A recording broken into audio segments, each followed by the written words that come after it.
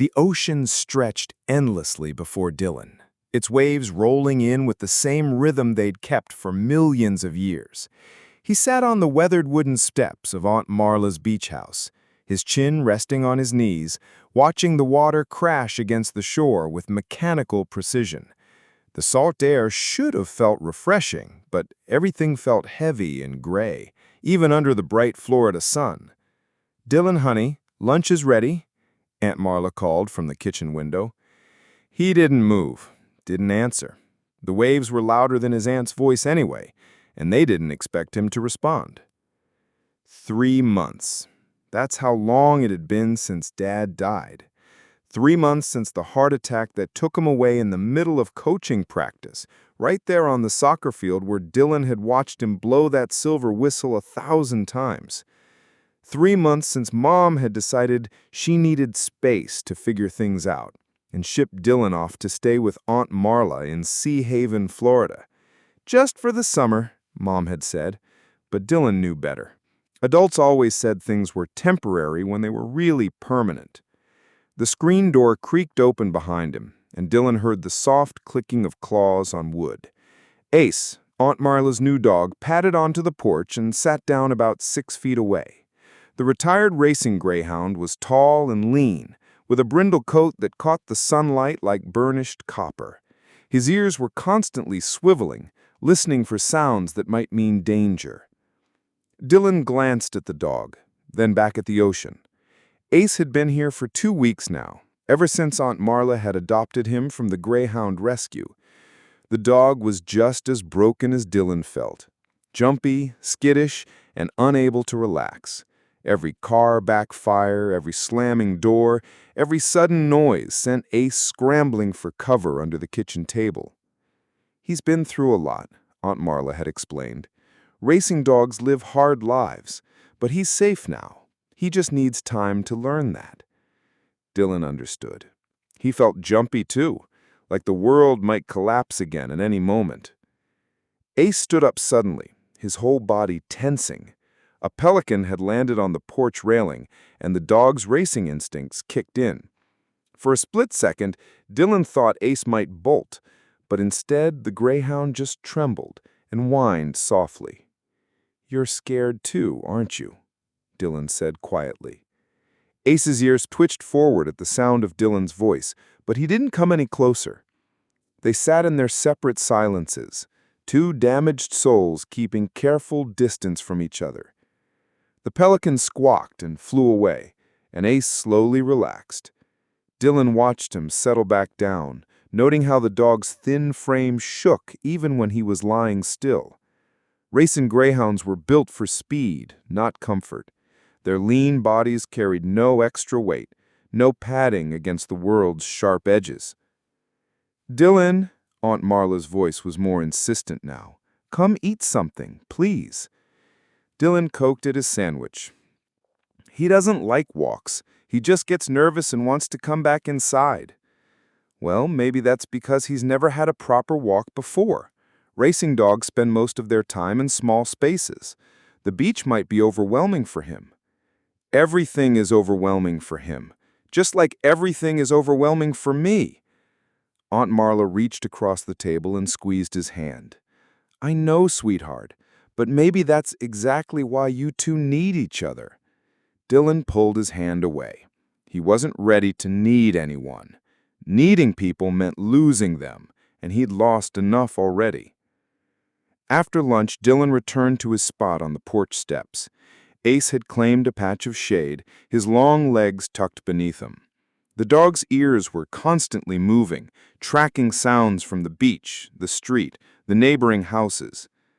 Dylan reached into his pocket and pulled out the silver whistle that had been Dad's, Coach Mitchell's whistle, the one he used to get his team's attention and to celebrate goals. Dylan had taken it from Dad's coaching bag after the funeral, and now he carried it everywhere. He held the whistle up to the light, watching it catch the sun. The metal was warm from being in his pocket, and he could see his own reflection, distorted and small in its polished surface. Without really thinking about it, Dylan raised the whistle to his lips and blew a short, sharp note. The effect on Ace was immediate and startling.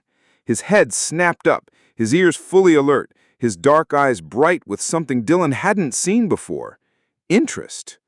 For a moment, the nervous energy that usually made Ace tremble seemed to transform into something else entirely. Dylan stared at the dog, then at the whistle in his hand. He blew it again, longer this time. Ace stood up, his whole body focused on the sound. His tail, which Dylan had rarely seen move, gave a tentative wag. "You like that?" Dylan asked. He blew the whistle a third time, and Ace took a step forward, then another.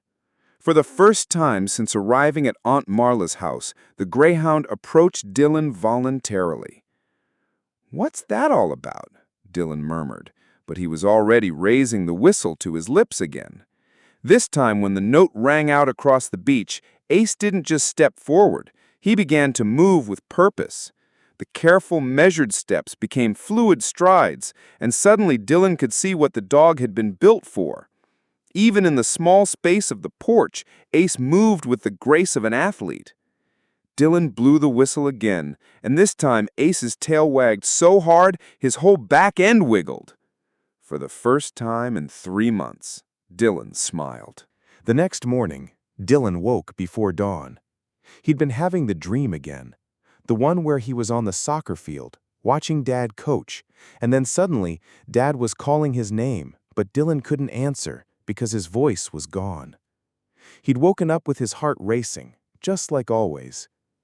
But this time, instead of lying in bed staring at the ceiling, Dylan found himself getting dressed and heading downstairs. Through the kitchen window, he could see the first hints of sunrise painting the sky pink and gold. Ace was curled up in his dog bed by the sliding glass door, but his eyes opened when Dylan entered the room. The dog's ears perked up, and Dylan realized he was holding the whistle without even thinking about it. "Want to go outside?" Dylan whispered. Ace stood up immediately, his tail giving a cautious wag. Dylan slid open the door, and they stepped onto the porch together. The ocean was empty except for a few seagulls picking through the seaweed that had washed up overnight. Dylan sat down on the steps, and Ace settled beside him, not quite touching, but closer than he had ever been before. The ocean was calmer this morning, the waves smaller and gentler. The rhythmic sound was almost hypnotic. Dylan raised the whistle to his lips and blew a soft, long note. Ace's ears swiveled toward him, and the dog's breathing seemed to slow and deepen. Dylan blew it again, and Ace's tail thumped against the wooden steps. "You really do like that, don't you?" Dylan said. He stood up and walked to the edge of the porch, then blew the whistle louder. This time, Ace didn't just wag his tail. He stood up and began to pace, his movements fluid and eager. Dylan jumped down from the porch onto the sand and blew the whistle again. Ace followed, his paws silent on the cool sand. The dog's whole posture was different now, alert but not fearful, focused but not anxious. Dylan began to walk along the waterline, blowing the whistle every few steps. Ace followed, and gradually his walk became a trot. Then the trot became something faster, smoother. The dog's stride lengthened, and Dylan realized he was watching an athlete remember what his body was built for. "That's it," Dylan said, even though he wasn't sure what it was. "That's good." He blew the whistle in a series of short, sharp notes, and Ace responded by breaking into a full run. The greyhound's powerful legs carried him across the sand with effortless grace, his lean body stretching and contracting like a well-tuned machine. Sand flew up behind him, and his ears streamed back in the wind. Dylan had never seen anything so beautiful. Ace ran in a wide circle, then came back to Dylan, his tongue hanging out and his eyes bright with something that looked like happiness. For the first time since arriving at Aunt Marla's house, the dog's nervous energy seemed to have transformed into something positive. "Good boy," Dylan said. And he meant it. They established a routine over the next few days. Every morning at dawn, Dylan and Ace would go to the beach. Dylan would blow the whistle, and Ace would run. Not frantically, not in fear, but with purpose and joy. The dog's confidence grew with each session, and Dylan found himself looking forward to these early morning meetings. "You're different," Aunt Marla observed one morning as Dylan came back from the beach with Ace panting happily beside him. "Both of you." Dylan shrugged, but he knew she was right. He was talking more, eating better, sleeping through the night. The constant knot of anxiety in his chest had loosened, just a little. "I think Dad would have liked this," Dylan said, watching Ace lap water from his bowl. He always said the best part of coaching was watching kids discover what they could do. "He would have loved seeing you two together," Aunt Marla agreed. "Your dad always believed in second chances." Dylan nodded. Dad had been the kind of coach who never gave up on a player, who always believed that everyone had something special inside them, even if they hadn't found it yet. Maybe that's what was happening with Ace. Maybe the dog wasn't broken at all. Maybe he just needed someone to remind him what he was capable of. And maybe, Dylan thought, the same thing was happening to him. 2 weeks into their morning routine, Dylan decided to try something new. Instead of just running parallel to the shore, he led Ace to a section of beach where the sand was firmer and there was more room to really stretch out. "Ready, boy?" Dylan asked, holding up the whistle. Ace's whole body tensed with anticipation, his dark eyes locked on Dylan's hand. Dylan blew a long, clear note, and Ace took off like a shot. The dog's speed was incredible. Dylan had read that greyhounds could run up to 45 miles per hour, but seeing it in person was something else entirely. Ace moved like liquid lightning, his body perfectly balanced, his strides eating up the distance. Dylan blew the whistle again, and Ace changed direction without slowing down, his body leaning into the turn with practiced grace. This wasn't just running, this was art. "Dylan," Aunt Martha's voice called from the porch. "Come here, quick!" Dylan turned to see her pointing down the beach. In the distance, he could see a small crowd gathering near the water's edge. Someone was waving their arms frantically. "I think someone's in trouble," Aunt Marla called. Dylan's heart jumped. He blew the whistle sharply, and Ace came racing back to him, his sides heaving, but his eyes alert. "Come on," Dylan said, and began running toward the crowd. As they got closer, Dylan could see what was happening. A woman was standing waist-deep in the water, pointing toward the waves. About 50 yards out, a man was struggling against the current, his arms thrashing as he tried to swim back to shore. "He got caught in a riptide," someone shouted. "We called 911, but the lifeguards are still setting up down the beach." Dylan's mind raced. He'd learned about riptides in school, powerful currents that could drag even strong swimmers out to sea. The man was fighting against it, which was the exact wrong thing to do, but panic made people do desperate things. Without thinking, Dylan raised the whistle to his lips and blew it as hard as he could. The effect was immediate. Ace's head snapped toward the sound, his entire body focusing on Dylan with laser intensity. The dog's racing instincts kicked in, but something else too, something deeper and more instinctual. "There!" Dylan pointed toward the struggling swimmer. "Go!" For a split second, Ace hesitated. This wasn't their usual routine. This was something new, something scary. But then Dylan blew the whistle again, and the dog's training took over. Ace bolted toward the water, but instead of running along the shore, he plunged directly into the waves. Dylan watched in amazement as the greyhound's powerful legs carried him through the surf, his lean body cutting through the water with surprising efficiency. "What's he doing?" someone in the crowd asked. "I don't know," Dylan said, but his heart was pounding with hope. Ace reached the struggling swimmer just as the man was beginning to go under. The greyhound grabbed the man's shirt in his teeth and began swimming back to shore, his powerful legs working against the current. "He's bringing him back!" the woman in the water shouted. Dylan waded into the surf, the whistle still clenched in his fist. "Come on, Ace, this way!" The dog's ears perked up at the sound of Dylan's voice, and he adjusted his course, swimming directly toward the boy.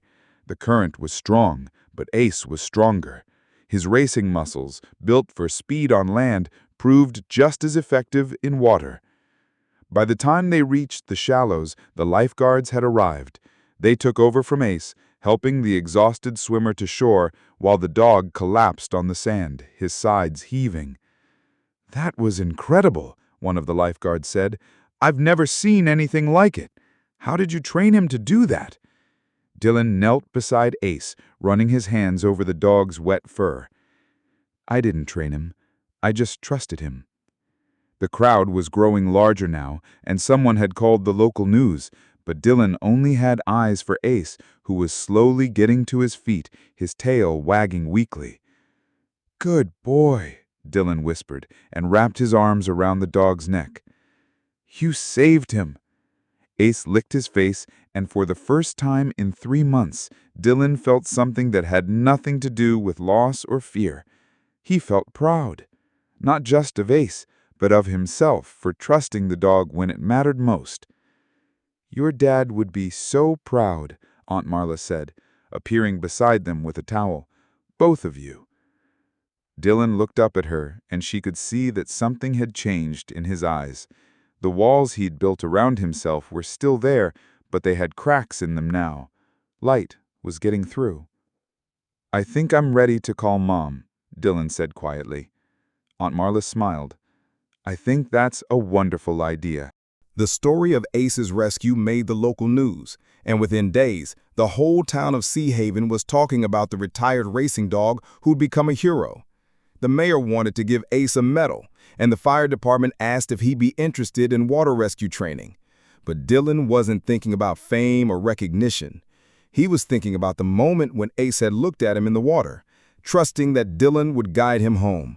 It was the same kind of trust Dad had tried to teach his soccer players. The belief that even when everything seemed impossible, you could still find a way to succeed. "I want to go back to school," Dylan announced one morning over breakfast. "Not here. Back home. I want to see Mom." Aunt Marla nodded. "I think that's a good idea. But what about Ace?" Dylan looked down at the greyhound who was lying at his feet with his head on his sneakers. Over the past month, they'd become inseparable. Ace still had his nervous moments, but the constant trembling had stopped. He'd learned to trust Dylan's voice, to find comfort in the sound of the whistle. "He comes with me," Dylan said. "Mom will understand." And she did. When Mom arrived in Sea Haven 3 days later, she found a son who was fundamentally changed. Dylan still carried his grief. He probably always would. But he'd learned that healing didn't mean forgetting. It meant finding new reasons to keep going. "Tell me about him," Mom said, watching Dylan and Ace play fetch on the beach. "He's been hurt too," Dylan said, throwing a tennis ball down the shore. "But he's not broken. He just needed someone to remind him what he was good at." Mom watched Ace bound after the ball, his powerful legs carrying him effortlessly across the sand. "And what's he good at?" "Running, and saving people, and being brave when it matters." "Sounds like someone else I know," Mom said quietly. Dylan looked at her. "I miss Dad. I'm always going to miss him." "I know, sweetheart. So am I. But I don't want to stop living because he's gone. I think he'd want me to keep going." Mom pulled him into a hug, and this time, Dylan didn't pull away. That evening, they sat on the porch watching the sunset. Ace was stretched out between them, his head on Dylan's lap, finally at peace. Dylan pulled out the silver whistle and turned it over in his hands. He used to think this was just about remembering Dad, but it's about something else too. It's about finding your voice when you think you've lost it. He raised the whistle to his lips and blew a soft, clear note. Ace's ears perked up, but he didn't move. He'd learned that not every whistle meant it was time to run. Sometimes it just meant everything was okay. "When we get home, I want to start a program for kids who've lost someone and for retired racing dogs who need new homes. I think they could help each other." Mom smiled. "I think that's a beautiful idea. And I want to go back to soccer. Not because I have to, but because I want to. Dad always said the best part of the game was learning to trust your teammates." Dylan looked down at Ace, who was watching him with those dark, intelligent eyes. "I think I'm finally ready to trust again." 6 months later. The Sea Haven Community Center was buzzing with activity. Children of all ages were scattered around the large room, some sitting quietly, others running around with boundless energy. But they all had one thing in common. They'd all lost someone important, and they were all learning to heal. Dylan stood at the front of the room, the silver whistle hanging from a lanyard around his neck. He was 13 now, taller and more confident than he'd been that first day on Aunt Marla's porch. Beside him, Ace sat calmly, his therapy dog vest marking him as an official member of the team.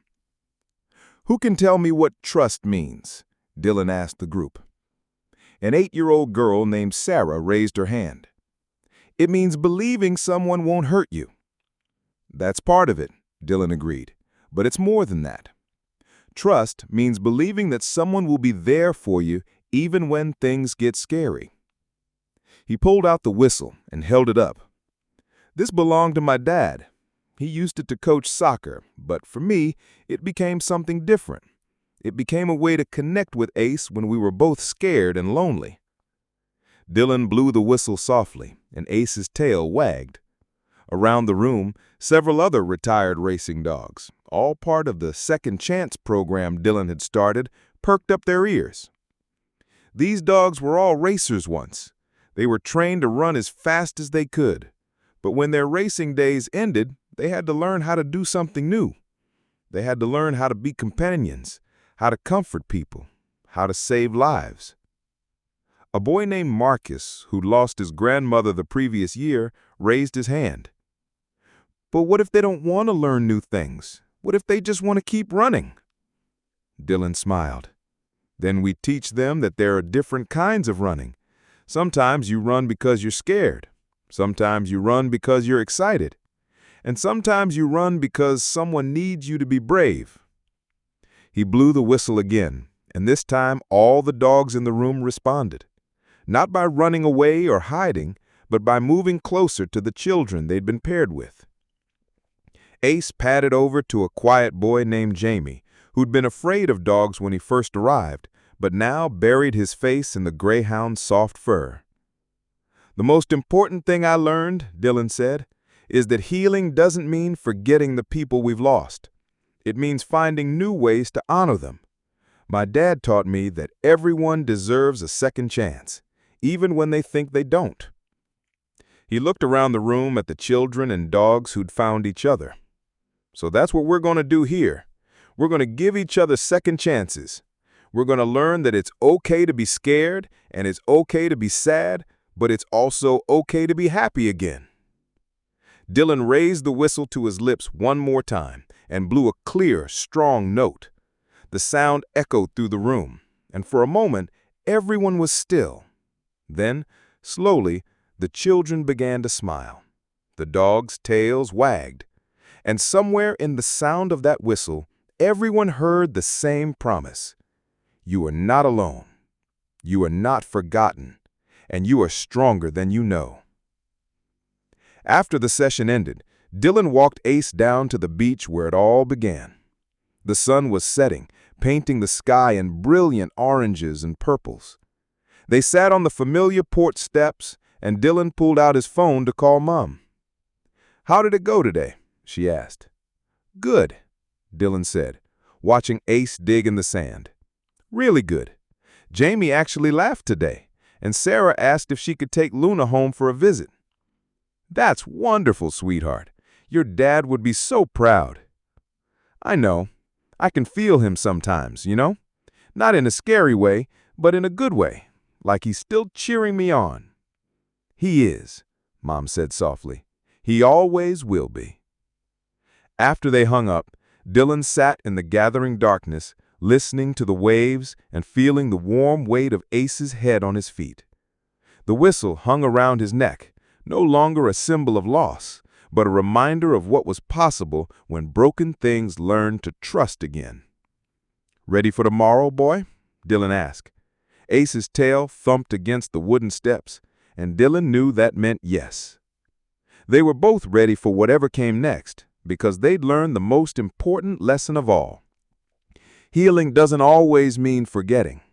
Sometimes it means finding new reasons to run, not away from the pain, but towards something better. And when you run with someone who understands your scars, you remember that speed isn't about escaping your past. It's about racing toward your future, one brave step at a time. The whistle glinted in the moonlight, waiting for tomorrow's adventures, carrying the promise that second chances were always possible for those willing to trust again.